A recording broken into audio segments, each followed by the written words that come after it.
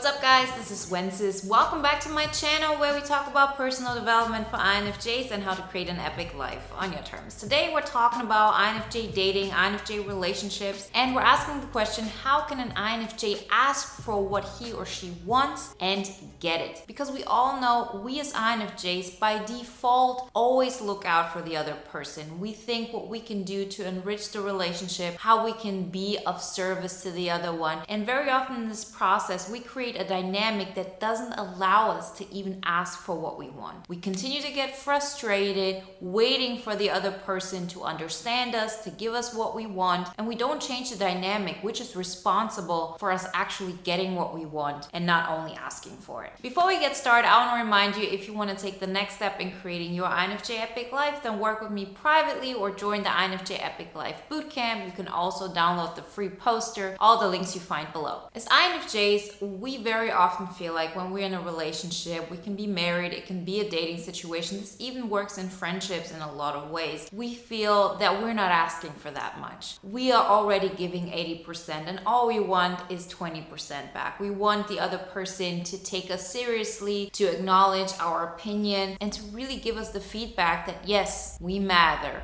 Yes, what we believe is important. Our opinion is being valued. But here comes the biggest problem in all of this. We're waiting for the other one to give us permission for something we can only give ourselves. That does not mean that you cannot have expectations of your partner. Not at all. But you'll recognize that we INFJs have the tendency that we're actually asking for permission from somebody, from our partner, for example, when in the end, we have to take it. We have to give ourselves the permission. We have to actually believe that we deserve it. And very often it's really hard for INFJs to distinguish between I actually believe that I deserve it and then that's the reality as well and it's not just an illusion. I've been there. I know how that feels. This is not as easy as it looks like, so please bear with me. I'll give you an example. So let's say you're in a relationship and you continuously get into this fight because your partner doesn't value the time that you put into the relationship, or the fact that you're motivating both of you, or that you're the one who plans everything, and it looks like it's not being valued. It's not being seen. I can guarantee you that one of the main reasons why we feel this way is because we think our partner has to give us permission to feel valued. Because this is the thing, if we would actually value ourselves in that aspect, so let's say our opinion, our time, what we put into the relationship, the fact that we take care of so much, if we actually would value it the way it was, we wouldn't be asking for permission. We would just do things and expect the other one to comply. You know, this is similar to power. Like, power can never be given to somebody. If you look at history in any kind of capacity, every single civil rights movement that has happened, it worked because the people who felt like they were lacking of power, they stepped up and they took the power. You cannot wait for somebody else to give you the power. That doesn't work. We have to get to a point where we actually feel like it. And it's important to acknowledge that we can be conditioned to feel like that's totally okay. Like, we are in this dynamic, that is exactly how it's supposed to be, and that we don't even recognize that we're in a position of giving our power away. So the first and most important thing is that we recognize this, that we say to ourselves, yes, it is possible that I too am doing these things. And I, to this day, continuously ask myself, especially if I have some kind of situation where I feel like I'm getting angry at my partner, or where I feel like, okay, I'm not asking really for what I want, or things are not being appreciated, whatever it is, I always ask myself, am I actually appreciating it? Am I honestly at this point where I'm not doing this and expecting my partner to react to it in a way that would make me feel good? Because that's a whole different story. If you believe you're a good person, you're not going to continuously do things in order to prove it. You actually step up and take what is yours. So you might ask, okay, why does this really apply to INFJs? Why isn't that a topic that is about everybody? Well, the reason for this is that we INFJs are very, very impressionable. We absorb other people's emotional states, we absorb their opinions, and we've talked about this, that this doesn't have to be like something that is all negative or or all positive, because you will see both of those sides portrayed in all kinds of social media and on the internet altogether. You have on the one hand INFJs who really look at themselves as like angels and who do everything for everybody else, and they have this unique capacity to understand others so well, and since others don't, you have an advantage point, right? There are people who look at it from this perspective. And then you have also the situations of people saying being an empath, being an INFJ, absorbing other people's emotions is actually a sign of being disconnected with oneself. And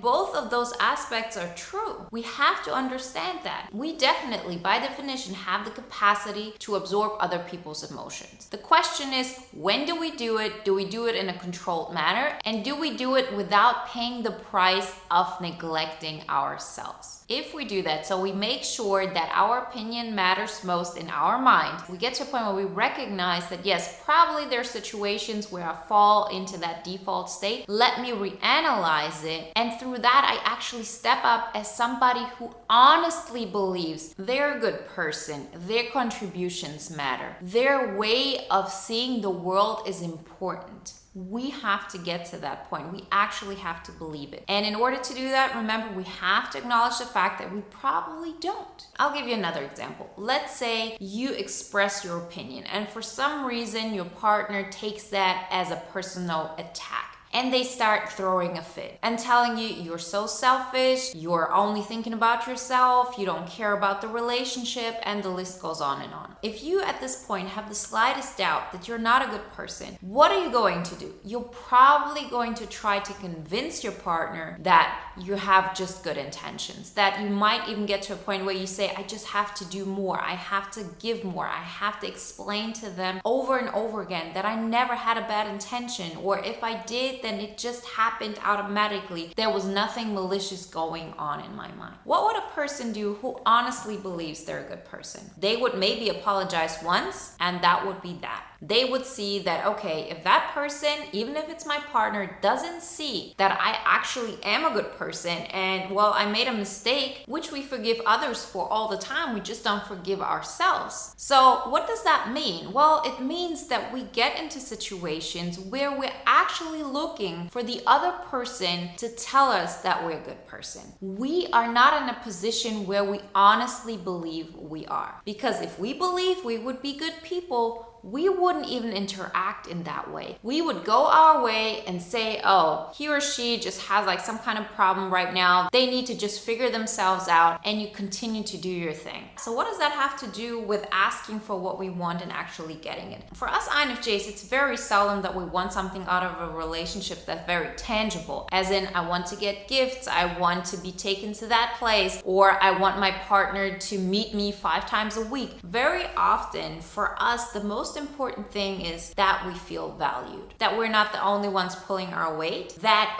we are putting something into the relationship that is being valued, and that the other person meets us at this point. And what we put into the relationship, we also get from the other person. So in order to get what we want, for example, recognition, respect, whatever it is that your opinion is being valued in a certain area, whatever it is, we have to stand up as somebody who believes that to be true. So really ask yourself, how would a person act if they would feel completely convinced of that? And you'll see that this very often isn't the case for most INFJs at that situation, because that means if I actually felt like I'm a good person, it wouldn't bother me that my partner thought I was a bad person. It wouldn't bother me that they felt like I was selfish. I would not try to convince them otherwise. I would just do what I want, and they just have to figure it out that I'm right. And you might say, well, that's not what a relationship is about. We want to find a common solution. This is not a game. Well, that's true, but let's say it's Wednesday and you know it's Wednesday, and your partner says, no, it's Thursday. And you say, well, I know it's Wednesday, so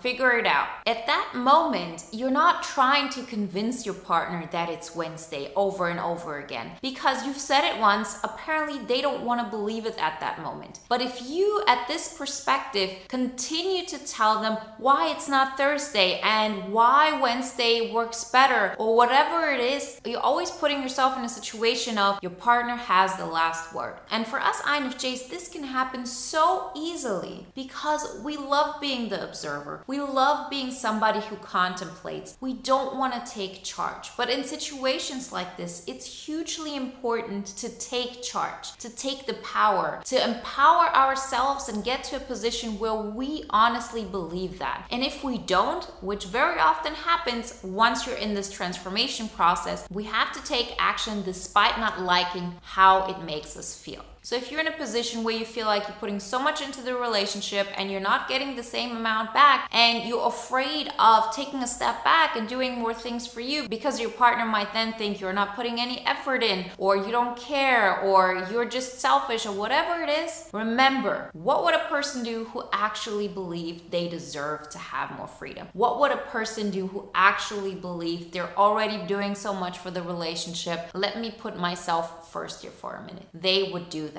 So we have to get to a point that no matter what we ask for, we have to be willing to play it out. Meaning, if you ask for something, your partner doesn't get it, they don't understand you, whatever it is, we have to act at least like a person who honestly believes like you deserve it. Because through that action, you convince yourself that this is of course right, that there's always a different way of looking at the situation, and that we have to teach ourselves that of course we deserve to put ourselves first. Of course we're putting so much into the relationship, it's totally fine. Because honestly, ask yourself, even if you would put yourself first in certain situations, if you would not try to convince your partner that you're a good person or that your opinion matters, but actually goes for it, doesn't wait for permission, doesn't wait for understanding, you just make a decision and go for it and wait for your partner to catch up. Are you really at that moment giving less to the relationship than your partner is? I can guarantee you that in most cases, INFJs put way more into a relationship than their partner. And it works because both are totally fine with it. But that being said,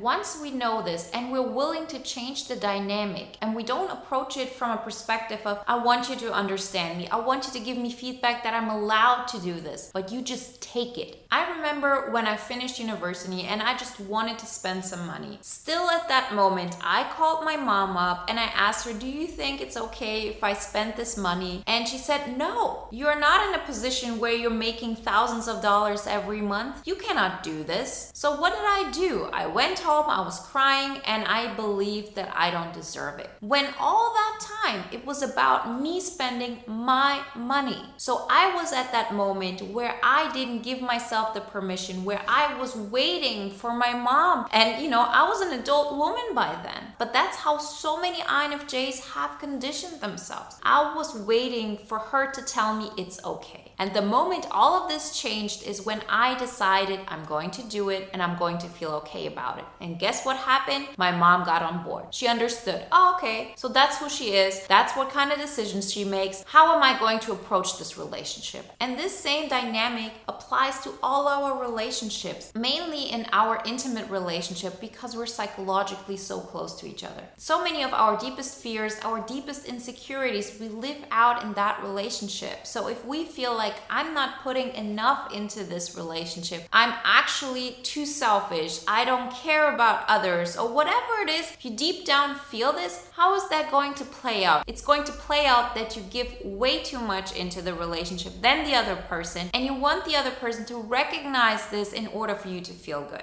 See the vicious circle here? We do way too much than we need to in order for our partner to give us a feedback for something that we should be giving ourselves. So ask yourself, what am I continuously asking of my partner? What kind of recognition do I want from him or her? Understand that this is going on. Ask yourself, how would you actually act if you believe this about yourself? And then take steps towards it, although it feels highly uncomfortable. Take time for yourself, although you might feel like that's selfish. Put yourself first in certain situations when you feel like you should actually do everything for both of you. The list goes on and on. But if you want your partner to give you a feedback of, yes, you're worthy of that time, yes, your contributions matter, then you have to act in a way like your contributions actually matter. Of course, the best thing is to get to a point where you honestly believe this. But in order to get that, we have to confront ourselves with our fears. We have to look at the fear of our partner potentially thinking we're selfish, we're lazy, whatever it is. And then you ask from a completely different standpoint, because then you're not asking asking because you need your partner's feedback. You're not doing things in order to prove how valuable you are or how much you put into the relationship. You already know this and you expect your partner to meet you halfway.